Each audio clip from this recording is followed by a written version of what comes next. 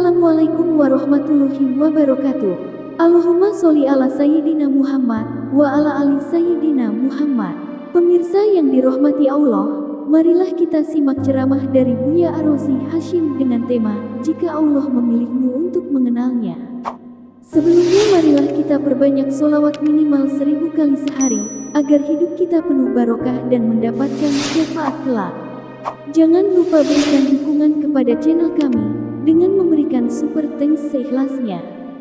Marilah kita doakan agar Buya Arozi Hashim dan keluarga diberikan kesehatan dan kebahagiaan dunia dan akhirat. Amin ya robbal alamin. Kalau Allah membukakan rasa, zikir terasa ringan. Biasanya gak bisa tahajud jadi bisa tahajud. Biasanya gak senang pengajian jadi senang pengajian. Itu namanya Allah ingin memberi kita ma'rifat. Biasanya malas mau datang kajian, sekarang gak malas. Berarti sudah ada gerak ma'rifat dalam kalbu. Nah, jangan GR, jangan rasa suci juga. Allah kalau memberikan rasa itu kepadamu, berarti Allah sedang ingin berkenalan denganmu.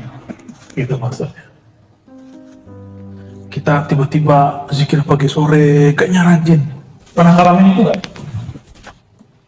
Baca Quran biasanya setahun sekali. Ini sebulan sekali. Atau sebulan berapa kali? Ada yang bisa 3 kali. Berarti 10 hari khatam. Terus bilang, wah keren juga gue ya. Alam ta'lam anna ta'arufa huwa muriduhu alaik. Tahukah kamu bahwasannya ma'rifat itu keinginan kamu dari untuk bangun lebih awal, pergi sholat berjamaah, apalagi berzikir pagi sore yang teratur, ikut pengajian walaupun jaraknya jauh. Jangan takjub dengan diri sendiri, tapi tahukah kamu bahwa makrifat itu dialah yang memberikannya kepadamu. Wal a'mal, sedangkan amalan, a'anta muhdiha ilaih, apakah kamu yang memberikan hadiah kepadanya? Ini kalau versi orang awam nih, gimana? Kalau kita ibadah, kita yang mempersembahkan hadiah kepada Allah, benar nggak? Tapi kalau orang kenal Allah, apa kata mereka? Ya Rabb, aku bisa sholat karena Engkau yang membuat aku bisa sholat. Saya sering nanya jamaah, ini sama nggak jawabannya di sini? Bapak Ibu bisa bangun tahajud, itu yang bangunin siapa? Alarm. Yakin? Alarm, pasangan, atau Allah? Dalam surah Az-Zumar dikatakan, Allah lah yatawaffal anfusa, yang mewafatkan jiwa-jiwa. Di antara jiwa itu ada yang Allah yumsik, Allah tarik, mati namanya. Ada yang Allah yursil, Allah lepas kembali, maka dia bangun dari tidurnya. Oleh karena itu, tidur itu saudaranya mati. Karena selangkah lagi mati, Pak. Kalau nggak dibalikin, mati sudah. Gitu. Doa kita apa bangun tidur? Segala puji bagi Engkau ya Allah, ahyana, yang kembali menghidupkan kami. Benar ya? Berarti hidup, kita dihidup nih. Tertidur itu mau mati namanya. Pengen mati enak atau mati susah? Mati enak, jangan nonton ya sebelum tidur. Terus gimana sebelum tidur? Sebelum tidur, tumbuhkan al-yakin tadi. Bisa lewat zikir, bisa lewat pengajian, bisa lewat conditioning di pikiran kita. Coba malam ini tidur, semua dendam kita buang, bisa nggak? Bisa nggak Pak? Utang sih bayar, dendam jangan. Bisa nggak? Malam ini kita tidur pegang dada, ya Allah, di hatiku ada noda-noda dendam. Izinkan aku tidur, noda itu tiada, telah Engkau angkat, ya. Ada benci, semoga terangkat. Ada putus asa karena masa lalu gelap, tolong ya Allah, kegelapan putus asa itu Engkau angkat. Semua kita punya masa lalu yang saya nggak tahu, masa lalu Bapak Ibu ini apa, ya. Saya punya masa lalu, Bapak punya masa lalu. Jangan sampai masa lalu itu membuat kita tidak move on, ya. Harus move on, harus maju terus. Ada beberapa kawan sahabat saya ajak, ayo ngaji. Duh, saya ini kotor, nggak pantas duduk di masjid. Lah, sama kamu doang yang kotor. Saya juga kotor. Sama-sama kotor kita semua. Setiap hari kita nggak mau kotor, kotoran itu datang ke dalam kolbu. Jadi nggak usah putus asa. Itu kan setan yang menghambat dia. Nah, Bapak Ibu yang punya masa lalu yang gelap, sekarang bisa maju. Berarti dia dapat hadiah ma'rifat dari Allah Subhanahu wa Ta'ala. Aynama tuhdihi ilaihi mimma huwa muridu alaih. Mana persembahanmu kepada Allah? Jika yang kamu anggap itu persembahan, sholat kamu anggap hadiah kepada Allah, terus kamu bisa sholat karena siapa? Kalau Allah gak bangunin, bisa tahajud gak? Bisa tahajud gak? Berarti kita tahajud itu hadiah dari Allah, atau kita ngasih hadiah kepada Allah? Gimana kira-kira? Mulai malam ini bisa gak ganti persepsi?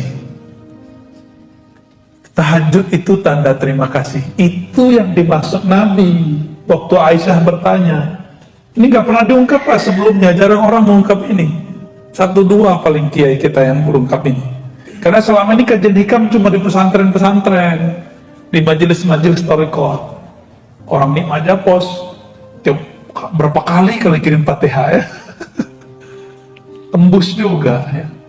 Tapi kita buat kajiannya, mohon maaf begini ya, hari Senin lagi, ya.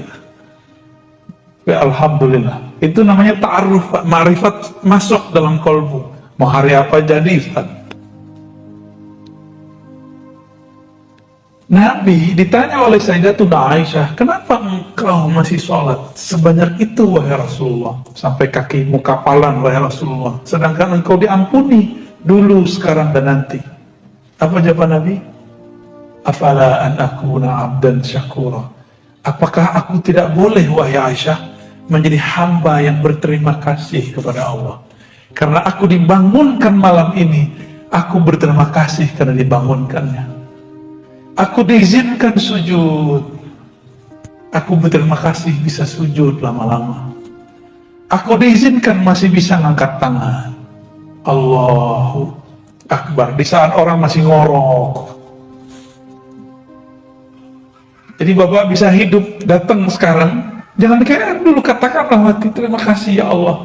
Di saat teman-temanku istirahatnya adalah tidur atau main handphone atau nonton, Engkau gerakkan aku beristirahat dengan cara mendengarkan hikmah-hikmah dari walimu. Al-Imam Ibn Athaillah As-Sakandari, waliullah di zamannya, kutub bahkan Al-Ghaus, ya.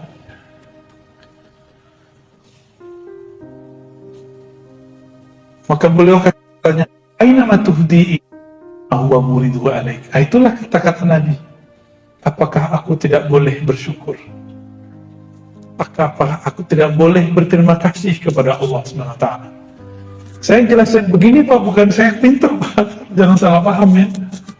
Bukan saya yang pinter, saya bisa menjelaskan begini karena saya dulu mau khidmah kepada guru-guru saya. Maka Allah kasih hadiah ini. Jadi ini hadiah dari Allah, bukan saya yang menghadiahkan ke Bapak, ya.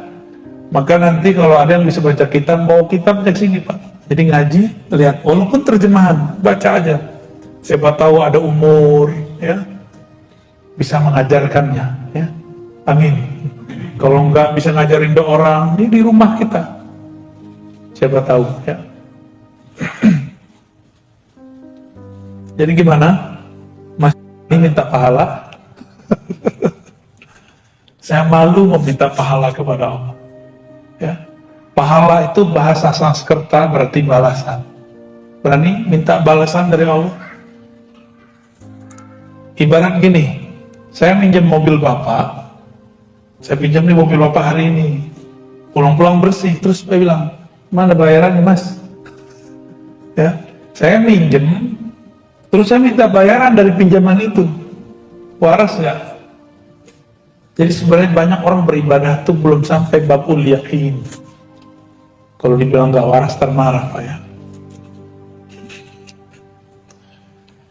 Masa dengan cuma sholat 5 waktu, sholat tahajud yang berkabut itu, sholat duha yang kusut itu, terus kita berani meminta sesuatu balasan dari Allah Subhanahu Wa Taala. Itu orang nggak tahu posisi dia. Ya kalau bahasa kasarnya nggak tahu diri lah. Berarti dia belum sampai kepada kesadaran ma'rifat. Sholatnya baru sholat nafsu, belum sholatnya seorang yang bermakrifat. Dia nafsu mau dapat sesuatu, dia sholat. Moga-moga sholatnya memperlancar dia dapat sesuatu. Itu nggak baik ya.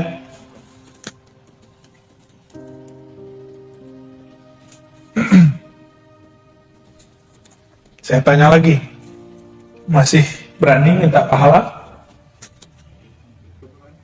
Gimana? Paham nggak saya ngomong apa dari tadi? Paham ya? Hikamnya berat Pak, tapi insya Allah saya bahasakan bahasa ringan. Apa yang kita lakukan dari ibadah, zikir, belajar, semuanya adalah hadiah ma'rifat dari Allah. Karena itu hadiah darinya, pantaskah kita selesai menerima hadiah terus minta lagi? Gitu, hadiah pahala.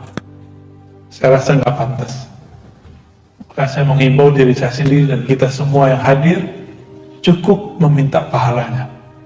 Maka benarlah imam-imam kita yang mengajarkan sholat, lalu selesai sholat bacanya, lillahi, astaghfirullahaladzim. Sebelum sholat membaca, astaghfirullah, asyhadu an la ilaha illallah, asyhadu anna rasulullah, usalli fardal maghribi atau fardal isya'i, bla bla bla bla, belakangnya lillahi ta'ala.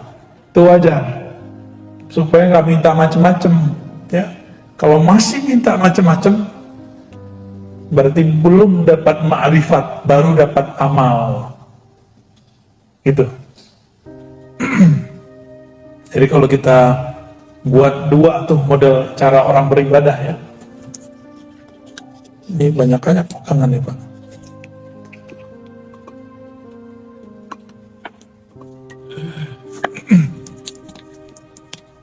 Allah Subhanahu Wa Taala, ini kita buat ilustrasi. Ini bukan Allah, ini hanya nama menunjukkan tentang Allah. Allah menurunkan ma'rifat. Apa yang diturunkan? Biar kepalanya tengong dikit Pak. Ma'rifat. Bentuk ma'rifat itu apa? Ilmu dulu. Ilmu, apa lagi? Ibadah, ya, rajin, kira-kira gitulah. Nah, ini muncul nih. Kepada siapa turun? Abdun, kepada hamba Allah SWT. Kalau itu turun, maka si hamba dapat sholat. Dia rajin sholat, dia ngaji, dia ibadah. Bapak sedekah, itu harta dari siapa? Masih meminta pahala. Betul, Allah mengatakan satu kali ngasih, 1 kali 700, benar nggak? Ini yang ikhlasnya lumayan. Kalau ikhlasnya kurang, 1 kali 10, ini standar. Ikhlas nggak ikhlas ini dapat 10. Maka orang non muslim, kalau dia suka memberi, dia dapat 10 keberkahan, walaupun dia non muslim. Tapi kalau dia percaya kepada Allah, langsung naik 700. Tapi kalau dia tidak bersyarat al-yakin, 1 kali tak terhingga. Pilih mana Pak? Nah, si hamba ini ketika dia sholat, jika dia sudah paham bahwa ini ma'rifat, bagi dia bukan memberi hadiah kepada Allah, tapi dia sedang ibadah itu. Kalau si hamba datang kepada Allah disebut dengan ubudiyah. Apa arti ubudiyah? Penghambaan. Itu artinya, bukan ibadah. Penghambaan. Jadi sholat itu bukan lagi untuk minta pahala. Harap jamaah kita malam ini mulai dewasa rohaninya. Jadi kedewasaan rohani ditandai dengan sholat tidak minta sesuatu lagi kepada Allah. Siap malam ini? Nggak minta khusyuk, nggak minta tenang, nggak minta pahala, nggak minta surga. Yang diminta cuma Allah, pemilik surga dan neraka. Itu. Allah mengatakan, aqimis salata li dzikri. Surat Taha ayat 14. Salatlah kamu untuk sekedar mengingatku. Bukan supaya tenang. Ingat saja, aku nanti pasti tenang. Karena kalau orang dia mencari ketenangan, dia nggak pernah tenang. Emang tenang itu apa? Tenang itu di saat dia lupa mencari ketenangan. Kapan dia lupa mencari ketenangan? Di saat dia lupa apa yang harus ditenangkan. Yang harus ditenangkan? Pikiran, hati.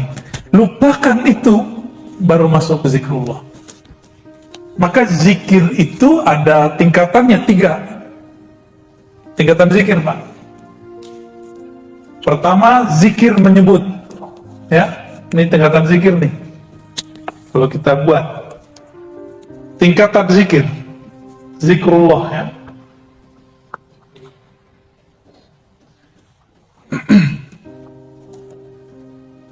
Nah, yang paling bawah itu nyebut. Sebut aja dulu, mau 100, mau 2.000, sebut aja dulu. Lalu zikir tingkat kedua apa? Ingat. Nah, kalau ingat itu kolbu yang main. Ya, ini kalau ini di lisan. Kalau ini di kolbu. Kalau ini dia bahkan lupa dengan kolbunya. Nah, inilah zikir ruh. Zikir ruh itu ma'rifat. Mengenal Allah. Pernah nggak Bapak nyebut-nyebut seseorang, tapi kita belum kenal, baru tahu di sosial media. Ternyata dia di samping kita. Pernah nggak? Karena belum kenal. Ada orang udah kenal sama dia, biasa aja. Tak perlu nyebut-nyebut. Ya, kita sebut-sebut dia. Ya. Bapak ini kalau sesekali ketemu orang, minta foto sama orangnya. Tapi kalau udah sering ketemu, minta foto nggak? Enggak, udah ada fotonya di kolbu. Ya, nggak perlu minta begitu.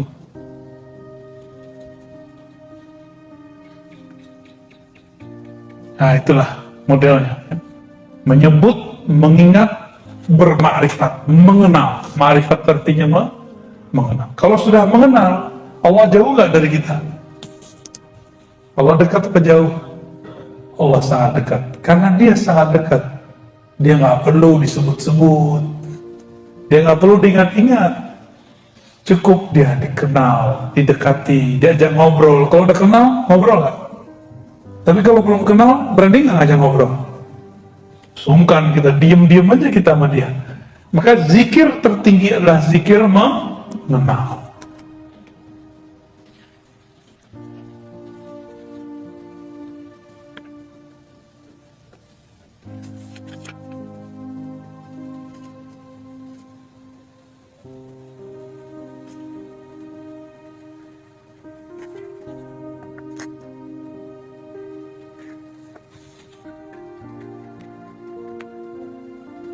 Di sini ada beberapa penjelasan panjang ya. Tapi kalau saya bacain penjelasannya, hikmahnya nggak banyak dapat, Pak. Kita cukupkan ya, hikmah baru aja lagi. Ya. Hikmah keberapa nih? 6. Udah 6 ya? 8 per 6. Tadi 1, 2, sekarang yang ketiganya. Ya, hitung aja Pak ya. Tanawwa'at ajnasul a'mali litanawwu'i waridatil ahwali. Tanawwa'at, bermacam-macam jenis amalan, ajnas, jenis. Jadi jenis itu dari bahasa Arab. Jinsun, jins. Pakai jeans ya Pak? Itu beda lagi ya. Jeans itu bacanya ya. Kalau ini jinsun, jim nun sin, jenis bahasa Indonesia, genus dalam bahasa pengetahuan lama ya. Tanawwa'at, kenapa bermacam-macam amalan itu? Kenapa amalan itu nggak kayak malaikat? Malaikat itu yang sujud aja. Ada malaikat itu dia kalau ibadah dari awal penciptaan itu cuma ruku. Nabi ditanya, wahai Rasulullah, apakah zikir yang paling utama? Apa kata Nabi? Zikir yang paling utama adalah yang paling utama dibaca oleh malaikat di langit. Subhanallah wa bihamdi, subhanallahil azim. Yang tadi Bapak baca ya. Subhanallah wa bihamdi, subhanallahil azim. Jangan pakai terjemahan, pakai makna dari saya. Subhanallah, sungguh hebat engkau ya Allah. Wa bihamdi, engkau maha terpuji ya Allah. Subhanallah, subhanallah bihamdi, subhanallahil azim. Sungguh hebat engkau ya Allah, engkau maha agung ya Allah. Itu maknanya. Kalau kita menerjemahkan maha suci, kayaknya ada yang perlu disuci-sucikan. Emang Allah butuh disucikan? Enggak. Jadi terjemahan ini kan terjemahan masa lalu. Abad-abad tahun 1600, berarti abad 17 ya. Oleh Syekh Abdul Rauf As-Sinkili, Subhana itu diartikan maha suci. Ini harus direvisi, karena di zaman itu maha suci itu artinya maha hebat, kalau versi kita sekarang. Nah, jadi harus diganti tuh istilahnya. Di zaman itu orang ngerti maksud maha suci. Di masa sekarang maha suci itu terjemahannya adalah maha hebat. Ya. Dari mana kita tahu? Bapak kalau ketemu orang Arab yang benar Arabnya, kalau dia melihat sesuatu yang menakjubkan, dia bilang subhanallah. Gitu. Ya. Melihat yang cantik sekali atau gagah sekali, itu dia bilang subhanallah. Gitu. Ya. Saking dia merasa hebat banget ini, kok ada orang secakep ini gitu. Atau dia menyaksikan suatu kejadian yang di luar logika dia akan ngomong apa? Subhanallah. Itu orang Arab. Lain dengan Masya Allah, beda lagi. Mungkin nggak dalam semalam orang pindah kota tanpa pakai pesawat, tanpa pakai bus, tanpa pakai alat dari Jakarta ke Surabaya dalam waktu cuma sedetik. Mungkin. Tapi kalau terjadi kita bilang apa? Subhanallah, ajaib, ajib gitu ya. Ajib itu bahasa Arab, tapi ala Betawi Pak. Ya, bahasa Arab, tapi rasa Betawi. Ajib. Orang Arab juga bingung, karena ajib itu dalam bahasa Arab tuh aneh loh gitu. Di bahasa kita, ajib menjadi luar biasa. Maka subhanallah itu artinya sungguh hebat. Saya menganjurkan Bapak Ibu kalau nonton itu yang ditonton penemuan ahli-ahli ilmuwan kita mengenai darah, hebatnya jantung, dahsyatnya otak, satu molekul di tubuh. Aduh, kalau kita lihat itu tubuh kita langsung bertasbih lagi Pak. Baik. Amalan itu banyak jenisnya karena pemberian Allah juga beragam bentuknya. Itu hikmah malam ini. Kenapa ada zikir subhanallah, ada zikir Allahu Akbar, ada zikir la ilaha illallah? Karena rahasia yang Allah mau beri juga beragam. Allah kaya atau miskin? Kaya. Karena dia kaya, maka dia ingin memberikan kita macam-macam hadiah. Bapak punya teman nggak orang yang tajir? Tajir baik hati, sering ngasih hadiah nggak? Kalau nggak pelit hatinya, medit.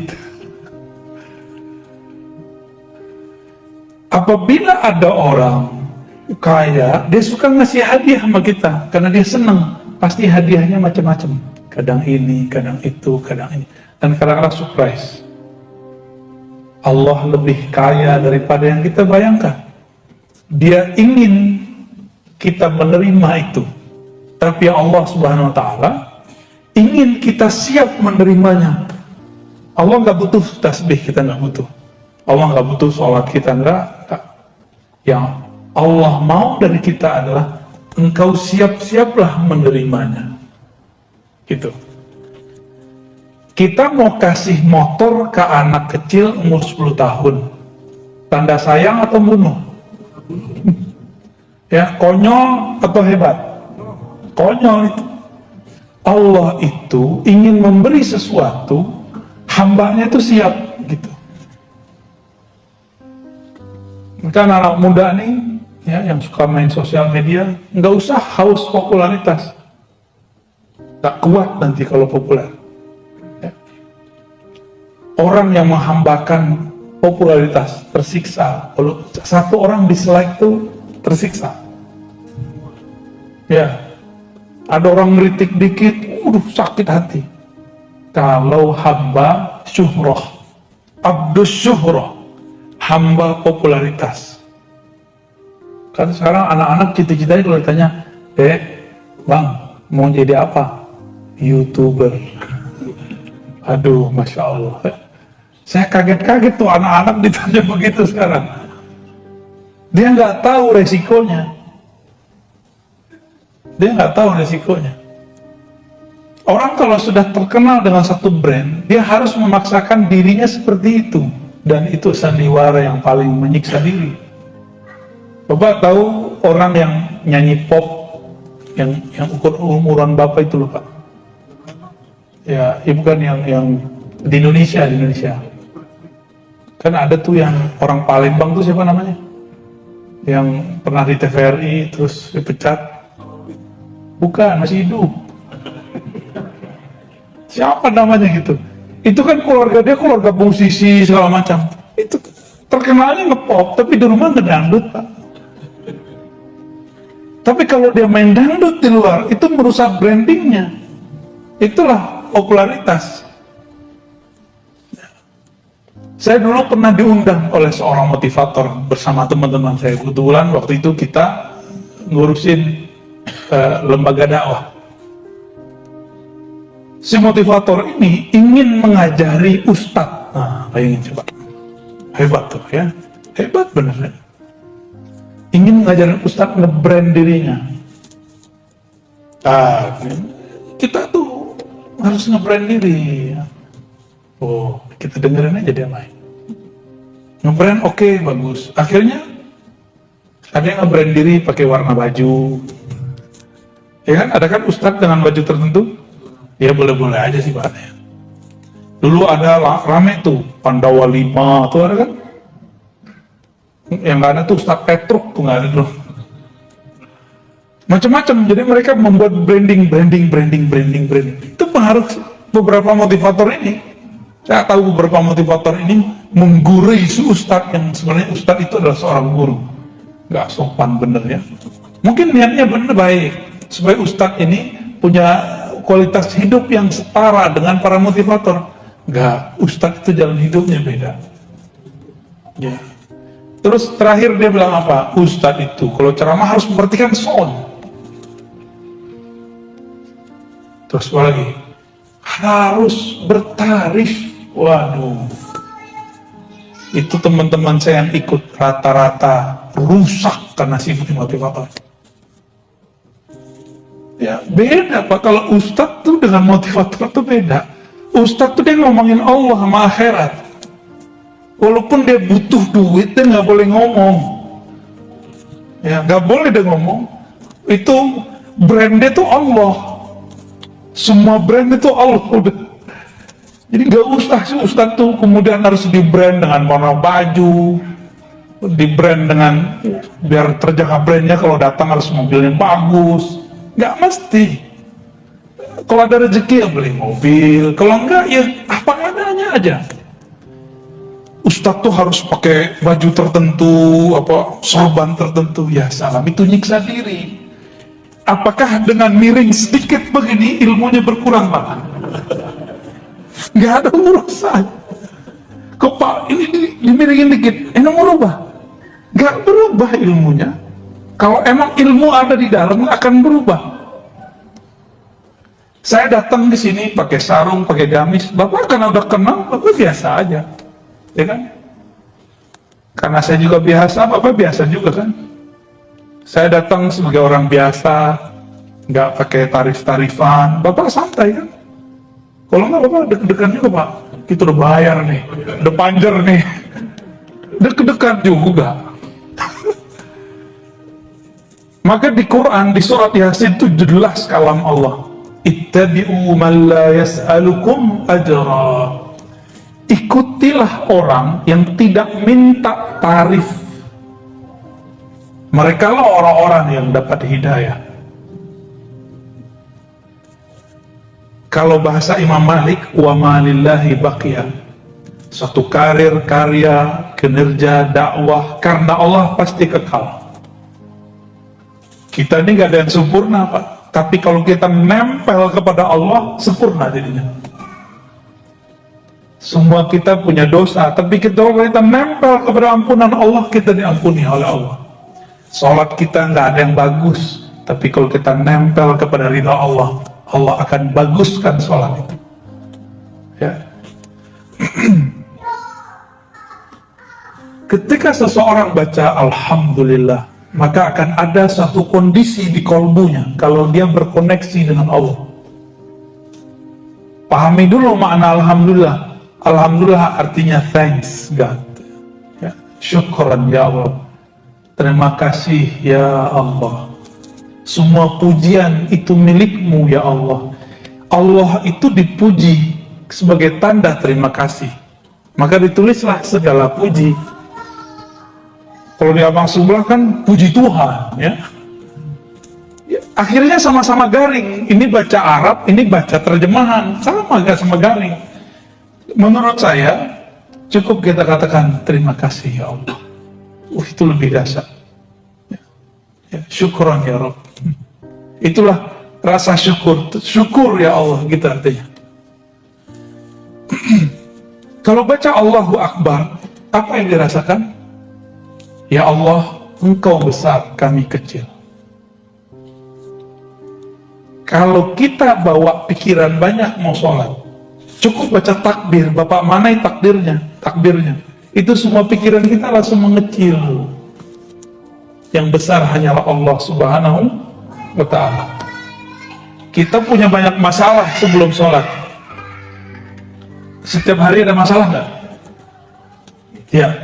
Bener, setiap hari ada masalah ya. Bener. Ada yang gak punya masalah tiap hari? Pasti punya masalah. Masalah Bapak Ibu ini banyak nih, gak usah curhat ke siapa-siapa. Ya, gak usah curhat ke ustadz, gak usah curhat ke teman, gak usah curhat kepada.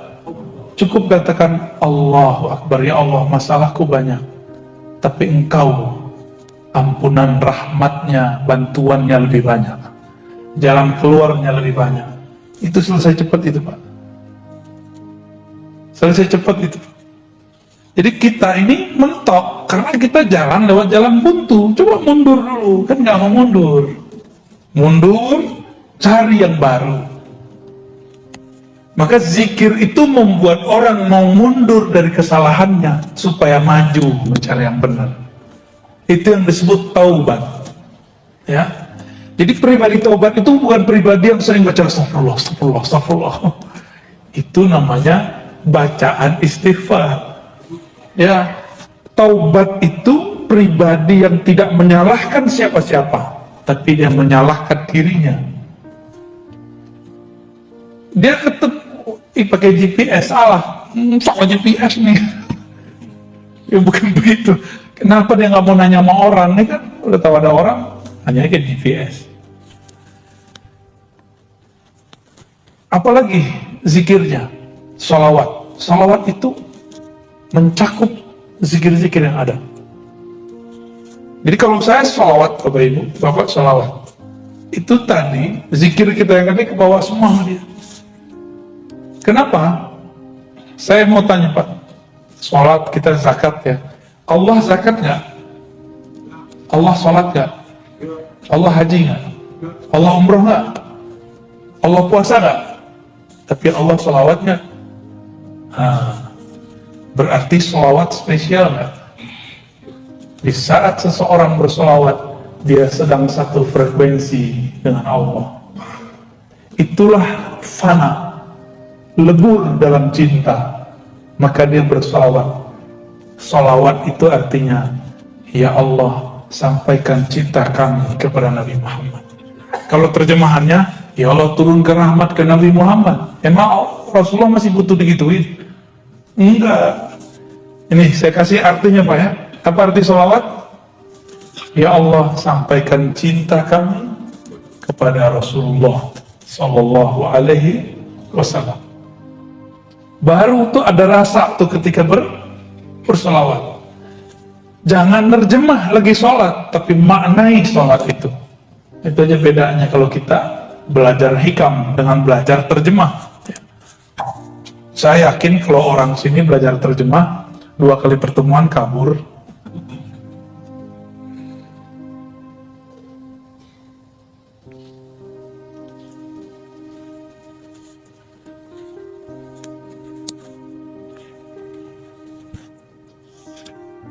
Kata pensyarah kitab ini, saya bacakan biar berkah juga ya, Imam Ibnu Abbad. Dan beliau, setiap zikir ada waridnya, ada hadiahnya. Setiap amalan ada hadiah rahasia yang tersimpan di dalamnya. Apakah warid itu? Ma yaridu 'alal qulubi minal ma'arif ar-rabbaniyah wal asrar ruhiyah. Warid itu adalah suatu kondisi rohani di mana kolbu mendapatkan makrifat dari Allah dan rahasia-rahasia darinya. Ketika Bapak sujud, rasanya apa? Kepala pegel. Itu doang. Imamnya kelamaan nih, gitu. Berarti belum dapat asrarnya. Tapi Bapak sujud, terus terasa, ya Allah, kepalaku sekarang di titik terendah di bumi. Bahkan dia lebih rendah daripada tempat buang air besarku. Yang kita bedak-bedakin tiap hari itu ya Bu ya.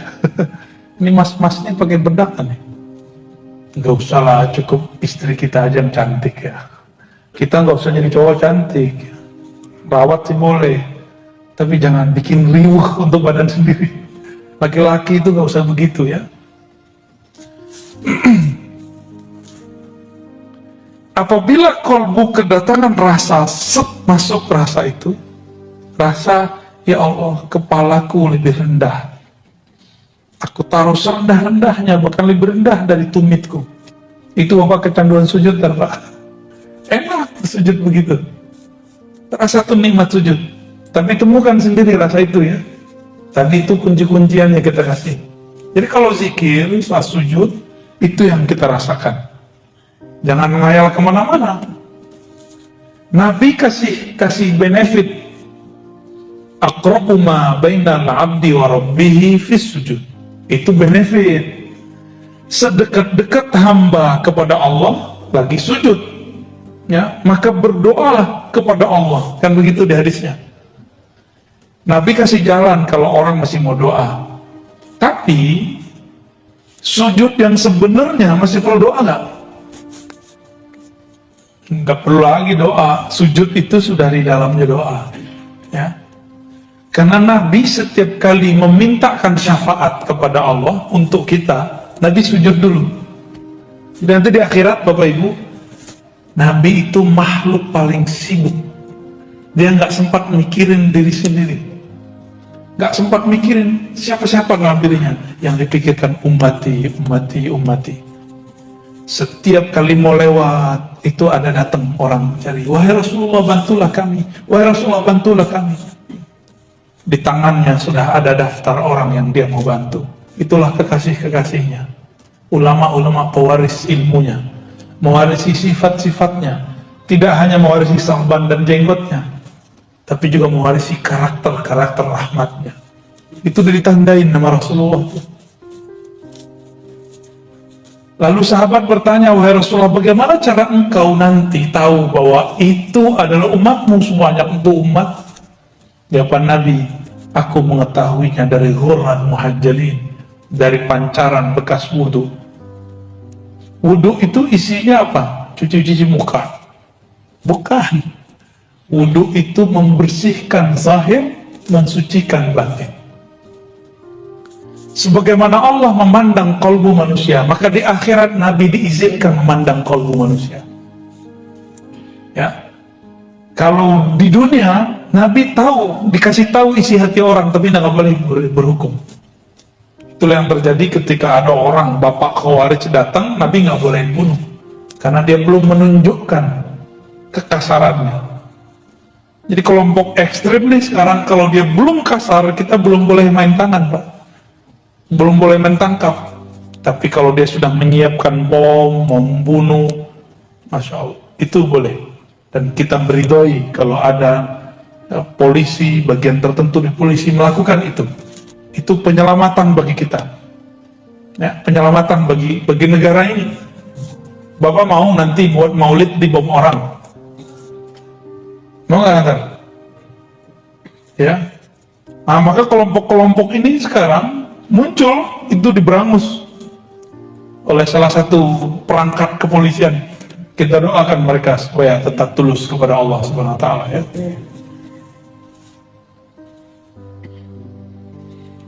Sholat ada rasa, di situ ada rahasia. Zakat ada lagi rahasianya. Ada nggak di antara kita datang ke orang susah terus ngasih langsung? Ada nggak? Kalau ada, ngerasain nggak merindingnya waktu dia berdoa? Senangnya bukan main. Nanti cobain Pak ya. Jangan sombong, ngundang-ngundang fakir miskin ke rumah. Itu paling gak suka tuh ya. Mohon maaf Pak kalau pernah melakukan. Bapak belagu itu namanya. Dia udah miskin, udah yatim piatu, udah susah. Dia harus menghancurkan egonya lagi untuk datang ke rumah kita. Terus kita kasih amplop, belagu amat. Kayak bakal kaya selama-lamanya aja. Kalau bener mau ngasih, datang ke mereka. Atau ajak mereka kemana. Jangan bawa mereka ke rumah kita. Kecuali Bapak mau ajak mereka, yuk nginep sehari semalam di rumah saya. Rasain nikmat ini rumah gede gitu misalnya. Kalau gitu nggak apa-apa. Datang pengen sukses, minta doa, ngasih cuma 500.000, pengen dunia akhirat, ya salah. Apalagi hafiz-hafiz Quran, cemen amat antum, mau cuma dibayar 500.000 terus khataman di situ, ya salam, ya. Terlalu rendah itu Quran, khataman begitu. Kalau mau khataman, khataman aja, ya. Jangan cuma dengan duit-duit segitu kemudian kita merusak waridnya. Jadi apa yang membuat zikir-zikir amalan ini terhambat?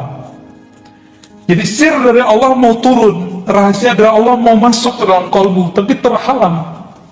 Karena di kolbu kita paling dalam, kita meniatkan amal itu bukan untuknya. Gitu.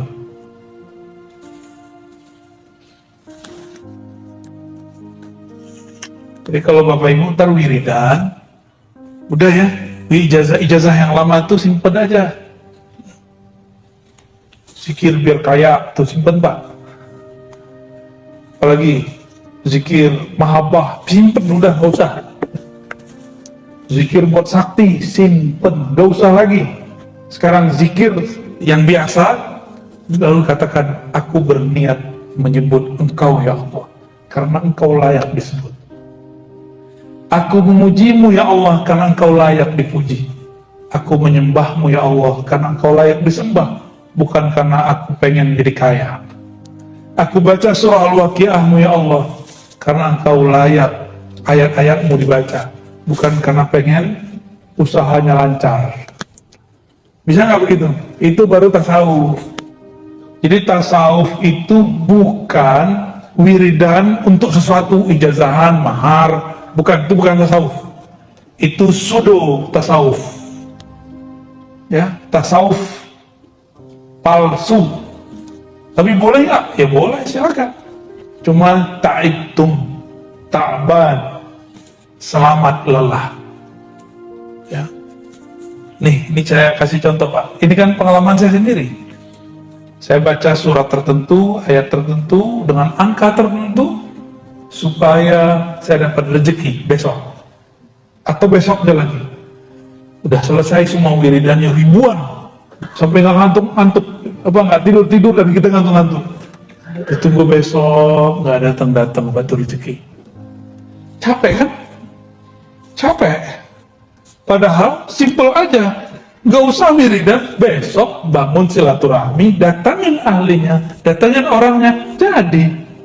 Ini mau pakai wiridan, nggak nyambung. Zikir itu senjatanya murid, betul. Tapi kalau orang sudah arif, senjatanya bukan wiridan, senjatanya kenalan, ma'rifat. Ya.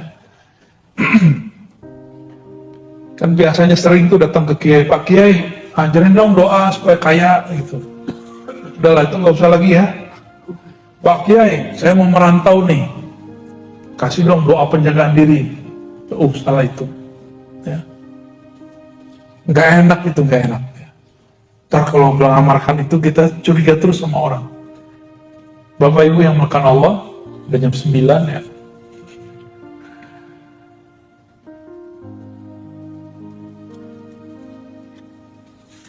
Ketika warid itu datang, kadang-kadang berefek.